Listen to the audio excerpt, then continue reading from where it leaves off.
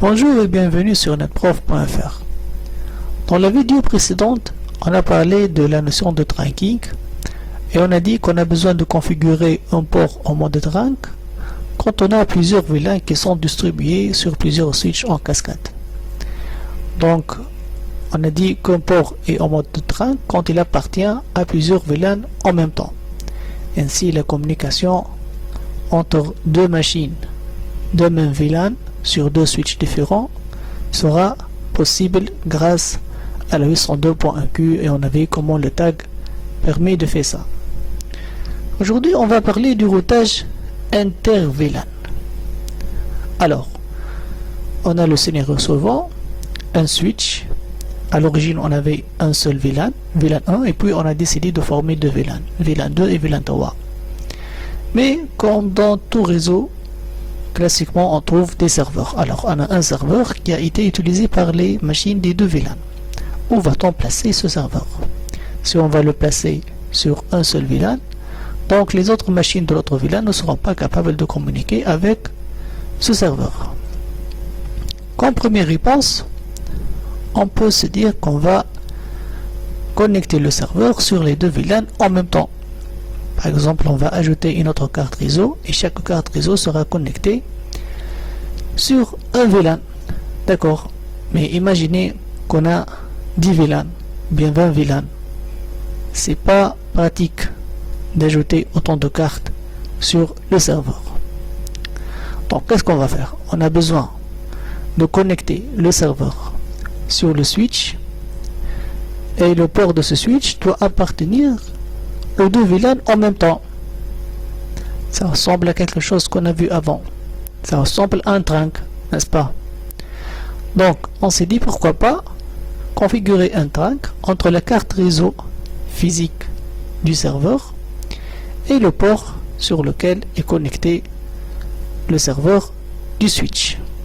D'accord? Ainsi, on a une carte réseau physique, mais logiquement, on a deux cartes réseau virtuelles. Bien sûr, ça suppose que le driver de votre carte réseau permet de le faire, ce qui n'est pas évident. Donc, il faut s'assurer que le driver de votre carte réseau permet de supporter la 802.1q pour créer les cartes réseau virtuelles. Chaque carte réseau appartient à un VLAN, comme si on avait ici un switch virtuel pour former le trunk et puis le serveur qui est connecté par deux cartes réseau. Chaque carte réseau appartient à un VLAN. Donc, qu'est-ce qu'on fait pratiquement? Voilà un exemple. Donc, on va ajouter autant de VLAN qu'on veut. Par exemple, ici, on a ajouté le VLAN 69. Et chaque fois qu'on ajoute un VLAN, ça c'est l'interface du driver. Chaque fois qu'on ajoute un VLAN, donc on a une carte réseau virtuelle. Ça c'est la carte réseau physique. D'accord? Donc, on ne va pas configurer les adresses IP ici, mais on a ici des cartes réseau virtuelles. Celle-ci à droite appartient au réseau au VLAN 69 et à gauche cette carte réseau appartient au réseau au VLAN 100. D'accord?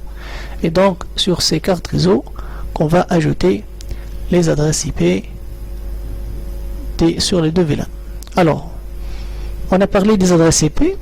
Est-ce que la formation des VLAN a un effet sur l'adressage IP? Voyons ça.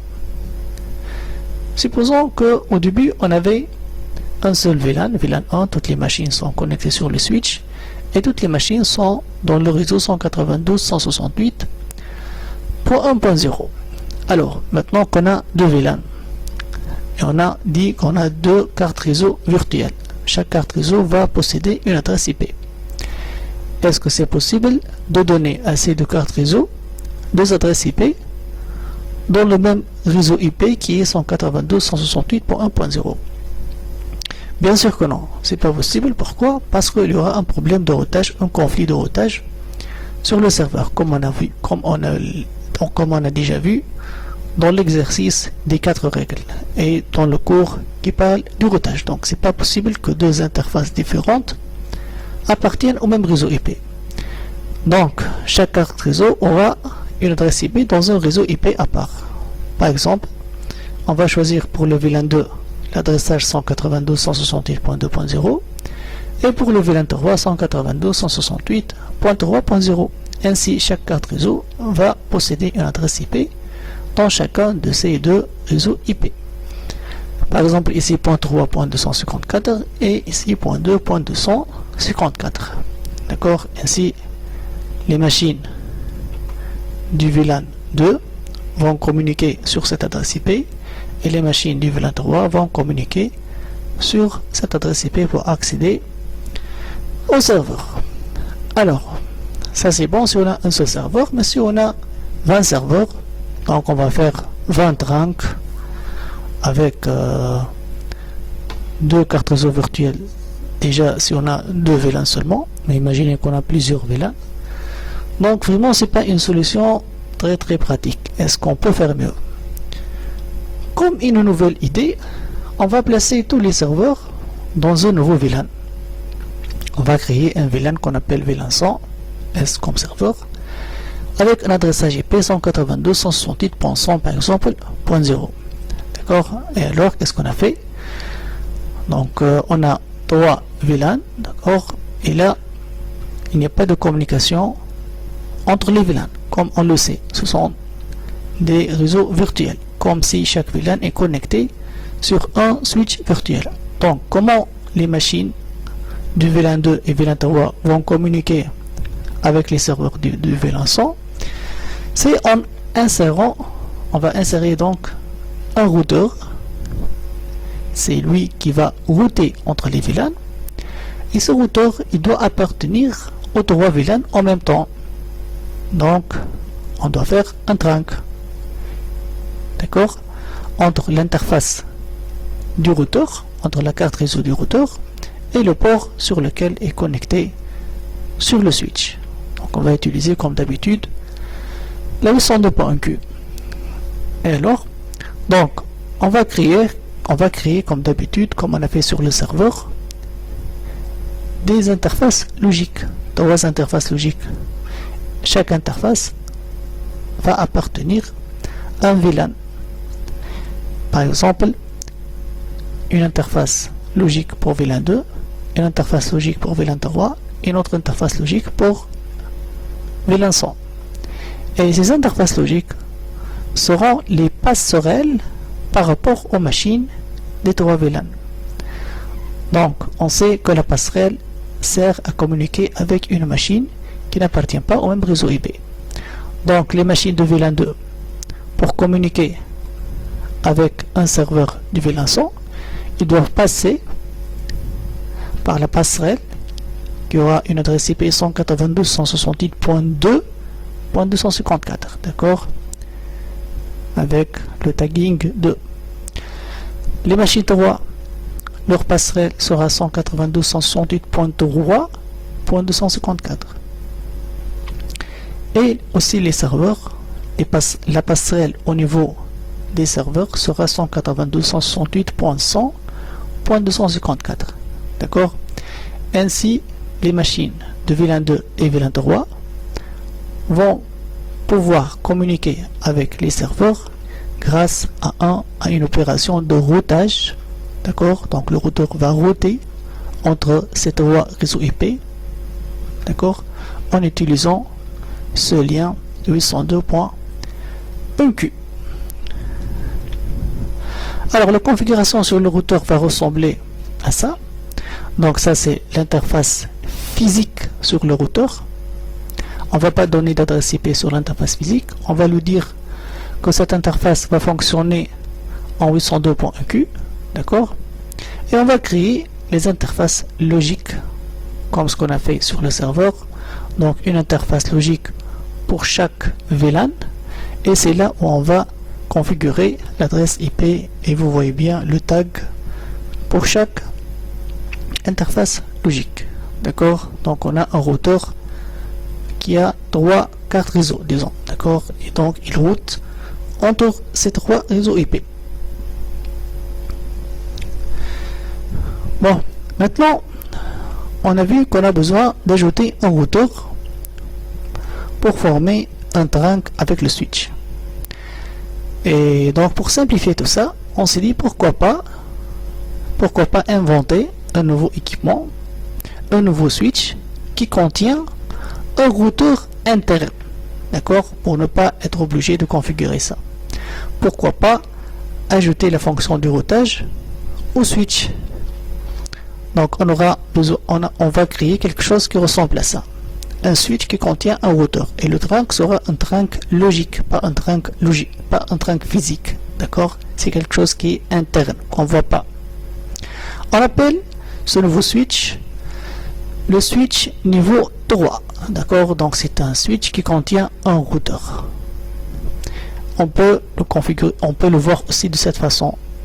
C'est un switch qui contient un routeur ou bien un routeur qui contient un switch, donc c'est la même chose, d'accord, il joue les deux rôles en même temps. Donc c'est comme si c'était un routeur à 3 cartes réseau, comme on l'a vu déjà, d'accord, interface VLAN 2, interface VLAN 3 et interface VLAN 100, des adresses IP, et on retrouve la table de routage classique, d'accord. Donc ce routeur, il voit le réseau 192.168.2 sur l'interface VLAN 2, il voit le réseau .3 sur interface VLAN 3, donc c'est quelque chose qu'on a déjà vu dans le cours du routage. Ainsi, le switch ou bien le routeur, il va router et commuter en même temps, d'accord, donc il trouve le chemin, puis il va utiliser la table de commutation pour commuter la trame entre les machines. Alors, la configuration au niveau switch niveau 3 va être très semblable à celle du routeur. Donc on va juste créer au début les VLAN et affecter les ports sur les VLAN, puis on va créer les interfaces logiques, d'accord, comme ce qu'on a fait sur le routeur. Maintenant, on va finir par deux remarques. La première remarque dit que, bon, au début on a parlé des VLAN et on a dit que les VLAN, on a inventé les VLAN, pourquoi? Pour sécuriser, pour des raisons de sécurité, pour interdire la communication entre des machines qui se trouvent sur différents VLAN. Et maintenant, qu'est-ce qu'on est en train de dire? On est en train de dire qu'on a fait des VLAN et puis on a assuré une communication entre les VLAN. Donc il y a un peu de contradiction. Pour répondre à cette question, tout d'abord, il faut savoir que les VLAN permettent aussi de diminuer la diffusion, comme on l'a déjà vu dans le cours des VLAN. Donc déjà, on a diminué la diffusion au sein du réseau. Donc maintenant, la diffusion se limite au sein de même VLAN. Si une machine de VLAN 2 va envoyer une trame de diffusion, cette trame ne va pas arriver aux autres machines de VLAN 3 et VLAN 100. D'autre part, pour les problèmes de sécurité, en fait, pour corriger ce problème, maintenant la majorité des switches niveau 3 permettent de configurer ce qu'on appelle des filtres basés sur les adresses IP. Par exemple, on va permettre à ce réseau .2 de communiquer avec le réseau .100, mais il ne va pas communiquer avec le réseau .3, d'accord. Et aussi la même chose pour le réseau .3, il va communiquer avec le réseau .100, mais pas avec le réseau .2. On peut même faire des filtres plus détaillés, une machine par rapport à une machine. Cette machine peut communiquer avec ce serveur, mais pas avec ce serveur, et elle peut imprimer sur une imprimante qui se trouve ici, ainsi de suite. Donc en fait, on n'a pas perdu la sécurité, mais elle est devenue basée sur les adresses IP. Notre remarque, c'est que quelqu'un pourrait se dire pourquoi on appelle ce switch un switch niveau 3 et pas un switch niveau 4 ou bien un switch niveau 5, ainsi de suite. En fait, 3, c'est par rapport au modèle OSI. C'est vrai qu'on n'a pas parlé du modèle OSI, mais on a parlé du modèle du TCP/IP. On a vu qu'il est basé sur 4 couches. La couche réseau, internet, transport et application. Mais en fait, le modèle TCP/IP, c'est une simplification du modèle OSI qui est basé sur les couches suivantes. Donc le modèle accès réseau, dans le modèle OSI, on le trouve sur deux couches, la couche physique, la couche liaison de données. La couche Internet du modèle TCP/IP, on la retrouve ici, elle s'appelle la couche réseau. Et la couche transport du modèle TCP/IP se trouve ici avec le même nom. Et la couche application du modèle TCP/IP a résumé en fait trois autres couches: session, présentation et application. Et donc la couche réseau ici, qui est la couche Internet dans le modèle TCP/IP, elle a le numéro 3. Et comme notre switch permet de router et que le routage est une fonction de la couche réseau, de la couche Internet, d'accord, dans la couche réseau on trouve l'adressage et le routage, et notre switch est devenu très intelligent, il peut router et il a une table de routage. C'est pourquoi on l'appelle un switch niveau 3, en faisant référence au numéro 3 de la couche du modèle OSI, qui est la couche réseau. D'accord, c'est pourquoi on l'appelle un switch niveau 3, alors qu'un switch niveau 2 est un switch qui se limite à la commutation des trames Ethernet. Voilà, je vous remercie pour votre attention. Merci, au revoir.